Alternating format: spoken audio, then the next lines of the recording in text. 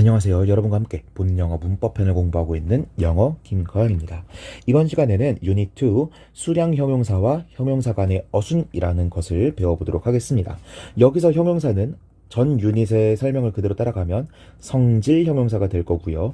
여기서 말하는 수량 형용사는 제가 기존에 드렸던 설명을 따라가자면 일종의 한정사가 되겠죠. 한정사들 중에서 수량을 다루는 걸 양화사라고도 부르는데요. 알 필요 없습니다. 그냥 한번 언급해 보기만 한 거예요.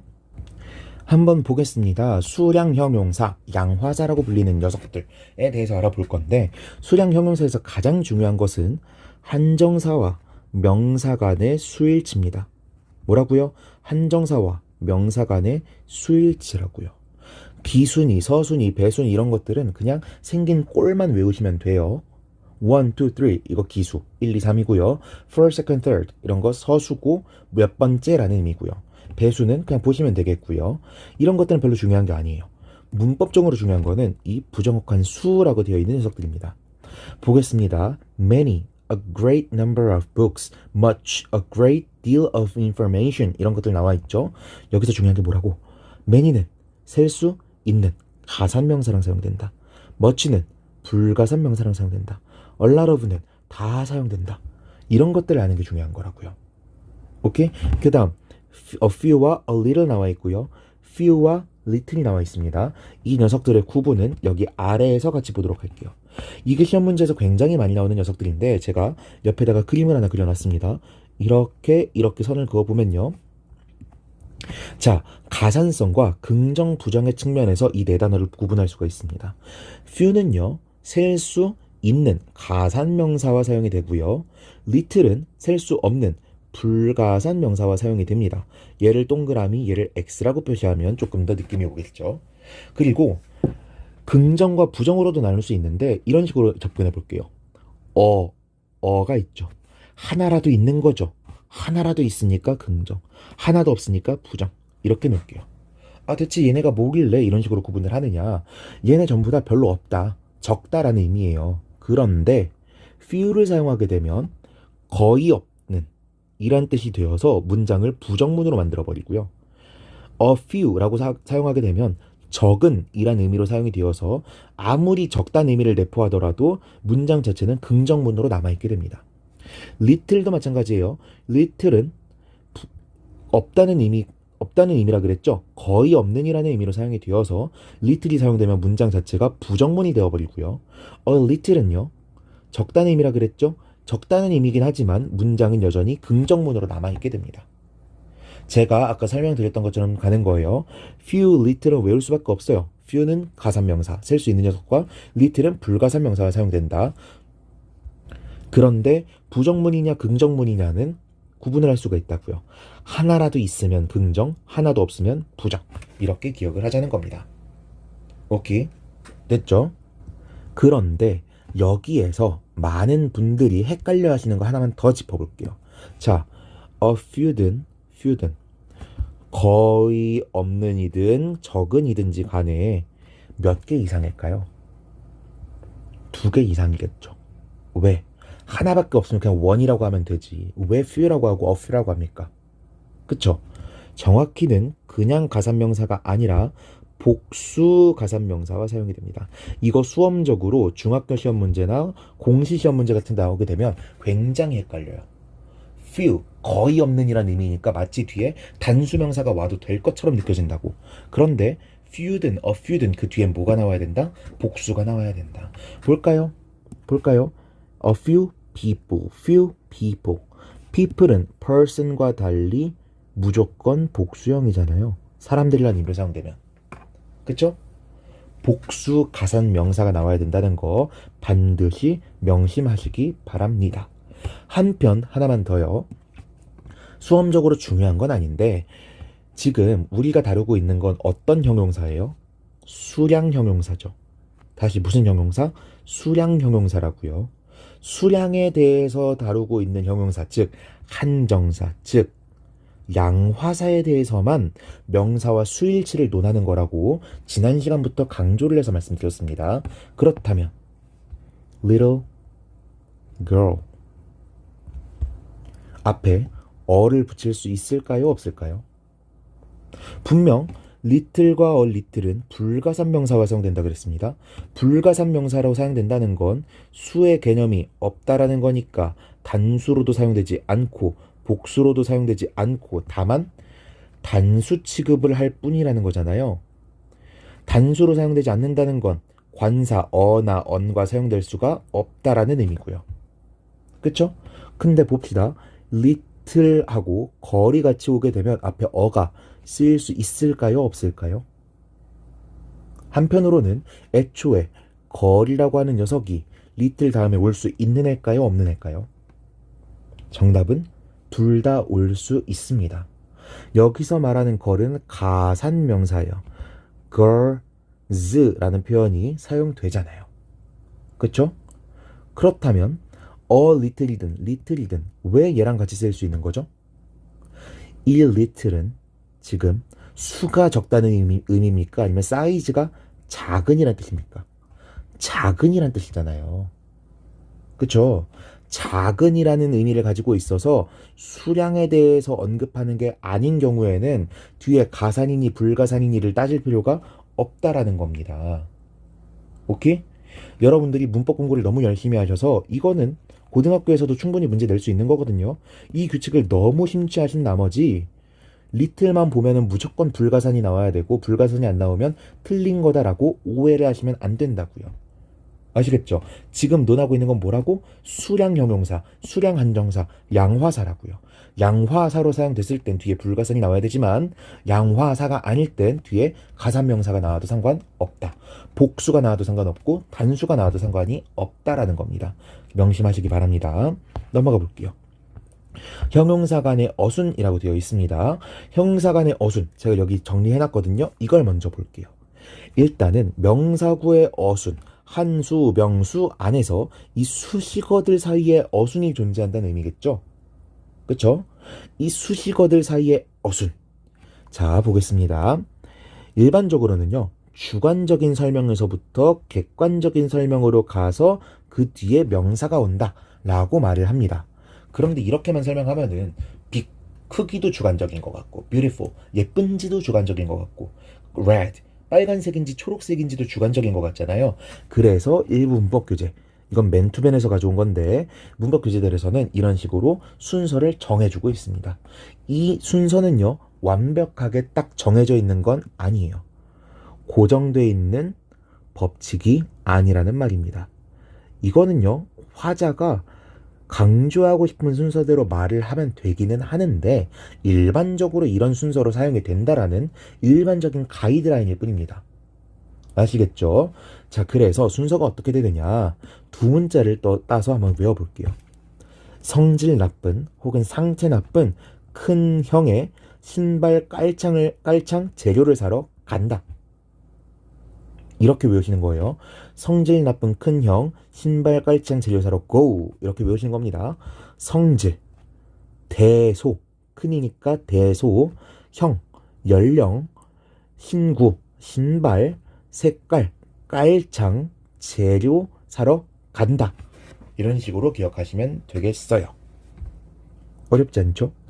그리고 이렇게 외우시면 좋은 점은 이 형이라고 하는 걸 제가 연령으로 놨잖아요. 일부 문법 교재에서는 이 자리에 형태를 끼워 넣기도 합니다. 그래서 형이라고 표현한 거예요. 연이라고 안 했고. 아시겠죠? 그리고 큰 년이라고 하면 약간 욕 같잖아요. 아무튼 이러한 두 문자법을 따가지고 한 번쯤은 외우고 지나갈 만하겠다라는 거 기억하시면 좋겠고, 형용사의 어순이 존재하는 것처럼 한정사에도 어순이 있다라고 했습니다. 이거 예전에 제가 보여드린 적이 있는데요. 한정사의 어순이라고 되어 있는 코안 교수의 The Teacher's Grammar of the English Language라고 하는 책에 나와 있는 표입니다. 이 책이 임용고시 필독서이기 때문에 대부분의 선생님들께서 달달달 외우신 교재예요. 대부분의 선생님들은 추가적인 문법 교재를 보지 않으셨다면 이 문법 교재에 나와 있는 내용을 법칙인 것처럼 가지고 가십니다. 그러니까 우리 배우는 입장에서도 이 표를 가지고 있으면 조금 공부하기가 편하겠죠. 한정사는요, 전치 한정사, 중심 한정사, 후치 한정사라고 세 가지로 나뉘게 됩니다. 그래서 우리가 한정사라고 묶어 부르지만 한정사의 자리가 총 3개가 있다라고 보시면 되겠어요. 이 자리가 모두 다 채워질 필요는 없는데 이 자리가 개수가 중요합니다. 각각의 자리는 한 개씩만 존재해요. 이게 무슨 뜻이냐? 전치 한정사가 한 개가 쓰였다. 그렇다면 추가적인 전치 한정사가 사용될 수 없고요. 중심 한정사가 한 개가 쓰였다. 그렇다면 추가적인 중심 한정사가 쓰일 수 없습니다. 다만 전치 한정사도 자리 한 개, 중심 한정사도 자리 한 개, 후치 한정사도 자리 한 개가 있다 그랬죠. 전치 하나, 중심 하나 이런 식으로 서로 다른 종류의 한정사가 사용되는 건 가능합니다. 오케이. 근데 제가 마지막 후치 한정사 설명을 안 했죠. 후치 한정사는 여러 개가 올 수 있습니다. 즉 얘는 자리가 한 개가 아니라는 거예요. 됐죠? 어렵지 않으시죠? 사실은 이 표에 나와 있는 거 말고도 한정사, 이 수량 한정사 포함해가지고 한정사에 대한 순서 규칙이 좀 복잡하게 있기는 합니다. 교재마다 조금씩 다르고요. 제가 가장 복잡하다고 느꼈던 건 김두식 교수님의 영어 문장 분석이라고 하는 책이 있는 표인데 제가 여기다가 그걸 가져오기는 조금 여러분들한테 너무 많은 혼란을 줄 것 같아서 가져오진 않았고 아무튼 한정사의 순서 규칙은 이것만 있는 건 아니라는 거 기억해 주시면 좋겠습니다. 여기 나와 있는 것 좀 보면요. 명사 앞에 여러 형용사가 올 경우 대개 특정한 순서를 따른다. 그래서 관사, 지시 형용사, 소유 형용사, 즉 이거 다 뭐예요? 한정사들이죠. 한정사들이 나오고 그 다음 형용사가 나오게 되는데 이 형용사의 어순이 주관에서부터 객관으로 나아가는 것이다. 이 주관에서 객관으로 나아간다. 너무 모호하다 싶으면 이걸 외워버리시면 된다라고 했습니다. 어렵지 않죠? 자, 여기까지 정리했으니 한번 쭉 화면 보여드리면서 바로 다음 페이지로 넘어가도록 하겠습니다. 자, 드디어 부사에 대해서 다루게 됩니다. 부사에 대해서 다루니까 아까 하긴 했지만 한 번만 더 해볼게요. 품사는 특정한 문장 성분으로 들어갈 수 있다라고 했고 그래서 우린 뭘 외워야 된다? 각각의 품사가 어느 자리에 들어가는지를 알아야 한다. 명사는요. 주어 자리랑 목적어 자리랑 보어 자리에 들어갔고요. 동사는요. 동사 자리에 들어갔고요. 형용사는요. 보어 자리에 들어갔고요. 부사는요. 아무 자리에도 안 들어간다 라고 했습니다. 그리고 추가적으로 형용사와 부사 같은 녀석들을 묶어서 우린 뭐라고 부른다? 수식어라고 부른다. 이 수식어라는 명칭 안에서 형용사가 꾸며주는 것과 부사가 꾸며주는 것이 각각 다르다고 했는데 형용사는 누굴 꾸며주고 명사를 꾸며주고 부사는 명사 빼고 다 꾸며준다라고 했죠. 명사 빼고 다는 기준이 뭐다? 이 표이다. 명사 빼고 다라 그랬으니까 명사 째 끼고 나면 동사 꾸며줘, 형용사 꾸며줘, 부사 꾸며줘. 플러스로 모두 꾸며줄 수 있다. 절 전체도 꾸며줄 수 있다. 라는 걸 기억하시면 되는 거예요. 오케이. 이 내용을 알고 있으면 이번 페이지에서 공부할 게 많이 없습니다. 일단 볼게요. 부사의 역할이라고 되어 있습니다. 부사의 역할. 제가 아까 뭐라 그랬어요? 수식어로서만 사용이 된다 그랬죠. 그리고 수식어로서 누굴 꾸며준다? 명사 빼고 다 꾸며준다. 그래서 동사를 꾸며줘요. 동사를 꾸며줘요. 나와 있네요. 형용사를 꾸며줘요. 형용사를 꾸며줘요. 나와 있고요. 부사를 꾸며줘요. 부사를 꾸며줘요. 나와 있고 제가 절을 꾸며준다 그랬죠. 문장 수식도 나와 있습니다. 어렵지 않죠?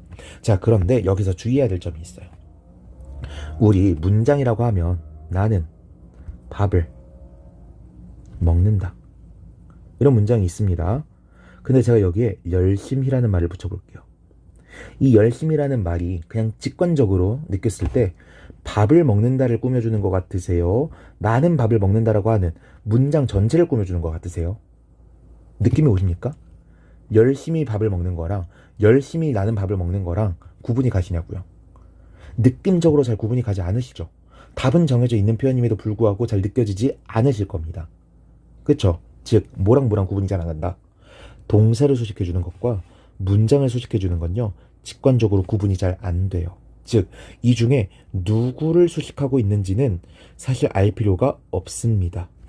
아무튼 우리가 알아야 되는 건 명사 빼고 다 꾸며줄 수 있다라는 거고 부사가 등장했을 땐 아무튼 뭐든지 꾸며주겠지. 명사 빼고는 이라고만 받아들이시면 되는 거예요. 오케이? 이해되셨죠? 누구를 꾸미는 건지 막 철저하게 따지려고 하실 필요가 없다라는 겁니다. 아시겠죠? 문장 해석만 한번 쭉 해볼게요. The new way of learning English. 새로운 방법인데요. of learning English. 영어를 배우는 새로운 방법이 works. 효과가 있습니다. 작동합니다. effectively. 효과적으로. 어렵지 않네요. 얘가 works를 꾸며주는 건지 문장 전체를 꾸며주는 건지 느낌적으로 안 올 수 있지만 그런 건 알 바 아니다. 아무튼 명사를 꾸며주는 건 아니다. 라는 것만 기억하고 가자고요. 그 다음 형용사 소식도 볼게요. The figures in these graphs were obviously wrong. figure이라고 하면 뜻이 여러 개가 있죠. 인물이란 뜻도 있고요. 형태란 뜻도 있고요. 여기서 아마도 수치란 뜻이겠죠. 이 그래프 속의 수치들은요. were obviously 분명하게 틀렸습니다. 어렵지 않네요. The thief acted incredibly stupidly. 발음이 좀 이상했죠. 잠깐 영상이 끊겼을 수 있는데요. 중간에 갑자기 영상이 멈췄어가지고 영상 이어붙이고 있는 거라는 점 미리 말씀드립니다. 아무튼 놀랍게도 멍청하게 행동했다. 어렵지 않고요. 마지막 Personally, I don't like your plan. 네 계획 마음에 안 들어. 개인적으로. 이 personally가 don't like your plan을 꾸며주는 건지 I don't like your plan을 꾸며주는 건지는 구분할 수가 없을 수 있지만 아무튼 명사 빼고 무언가를 꾸며주고 있구나 라는 것만 알고 계시면 된다라는 겁니다. 됐죠? 넘어가 볼게요. 형용사와 형태가 같은 부사라고 되어 있는데 제가 여기 별표 쳐놨죠? 외우셔야 됩니다. 얘는 진짜 꼭 외우셔야 됩니다. 반드시 외우셔야 됩니다. 이거는요. 문법 문제, 중, 고, 공시, 토익, 불만하고 어디든지 다 나올 수 있는 아주 기초적인 어법이에요. 이건 반드시 다 외우시는 겁니다. 자, 보겠습니다. late는요. 늦은 이란 뜻으로도 쓰이고 늦게 란 뜻으로도 사용되는데 아래도 같이 볼게요. lately. 자, 명사에다가 ly를 붙이면 형용사가 되고 형용사에다가 ly를 붙이면 부사가 된다 그랬죠. 여러분들이 late가 늦게 부사로 사용된다는 걸 모르고서 lately라고 사용하게 되면 어떻게 되느냐? 뜻이 바뀌어버립니다. 최근에라고요.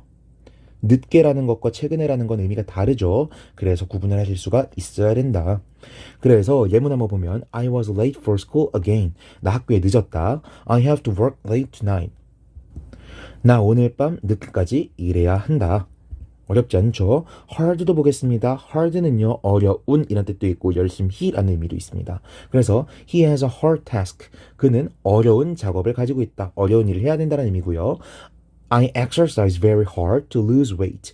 나는 매우 열심히 운동합니다. To lose weight. 몸무게를 빼기 위해서, 살을 빼기 위해서 라는 의미죠. 자, 그런데 여기도 형광 맺혀져 있네요. 아래 보니까 hard에다가 ly를 붙이면 어떻게 되느냐? 거의 뭐뭐 않다라는 정말 아예 관련 없는 의미가 되어버립니다. 그래서 옛날에 이거 고전적인 썰인데요. 어떤 라디오에서 study 다음에 hard를 붙였어야 되는데 공부 열심히 하세요 라는 말을 할 때 study hardly라고 말을 한 적이 있었다고 합니다. 저도 사실 직접 들은 건 아니고요. 있었다는 얘기를 구전해서 듣기만 했어요. 아무튼 뭐 어순이 좀 이상하긴 하지만 hard는 열심히고 hardly는 거의 뭐뭐 않니라는 뜻이니까 콩글리시적 감각으로 얘를 해석을 해보면 무슨 뜻이 되는 거예요? 공부 거의 하지 말아라라는 의미가 되는 거죠. 전혀 틀린 표현이다. 자, high도 보겠습니다. high는 높은, 높이 둘 다 의미를 가지고 있고요. 그래서 the airplane was high above the clouds. 구름 위에까지 높이 있었다라는 의미고 he kicked the ball high over the fence. 그는 공을 찼습니다. high, 높게 찼죠. over the fence, 울타리 너머로까지. 그쵸? 자, 형용사 부사로 다 쓰고 있는데 이거를 또 ly를 붙여서 사용하게 되면 highly가 되네요. highly는 매우라는 의미이기 때문에 아예 다른 표현이 된다는 거. The book has been highly praised. 그 책은요, 매우 칭찬받았습니다. 아예 의미가 달라지게 되죠. 이게 높은이라는 의미가 되진 않을 거 아니에요. 여기서도 마찬가지로 high를 쓰게 되면 맥락상으로도 이상하고 의미도 이상하게 된다. 그 다음 보겠습니다. fast는요, 빠른, 빨리 둘 다로 사용되고 이건 대부분의 분들이 아실 거라고 믿습니다. early 같은 경우에는 뭔가 year에다가 ly가 아니라 뭔가 형용사에 ly를 붙이는 느낌이겠지만 이 일은 이라는 의미로도 사용이 되고 일찍이라는 의미로도 사용이 됩니다. 그래서 대부분은 early를 부사로만 알고 있는데 형용사로도 쓰인다는 걸 기억하시면 되겠고 I had an early breakfast. 내가 이른 아침을 먹었다. 이런 문장만 보고 지나가시면 되겠습니다. 마지막으로 여기 보시면요. 제가 여기 또 한번 적어놨죠. 명사에 ly를 붙이면 형용사가 되고요. 형용사에 ly를 붙이면 부사가 되는데 꼭 이런 걸 설명드리면 이런 걸 질문하시는 분이 있어요. 명사에 ly를 붙여서 형용사가 됐으니까 이 형용사에 ly를 붙이면 부사가 되나요? lovely가 사랑스러우니까 lovelly라고 하면은 사랑스럽게가 되나요? 이런 거 물어보지 맙시다. ly 2개 붙이는 경우 없을 거고요. 있다고 하더라도 특이한 경우지 일반적인 경우는 아니라는 거. 그래서 여기에 나와 있는 단어들 한번 쭉 뜻 보시고 지나가시면 되겠습니다. 이렇게 해서 유닛 3와 유닛 2 진도 마치도록 하겠고요. 필기백기실 수 있게끔 한번 다시 띄워드리면서 이번 강의 마치도록 하겠습니다. 수고하셨습니다.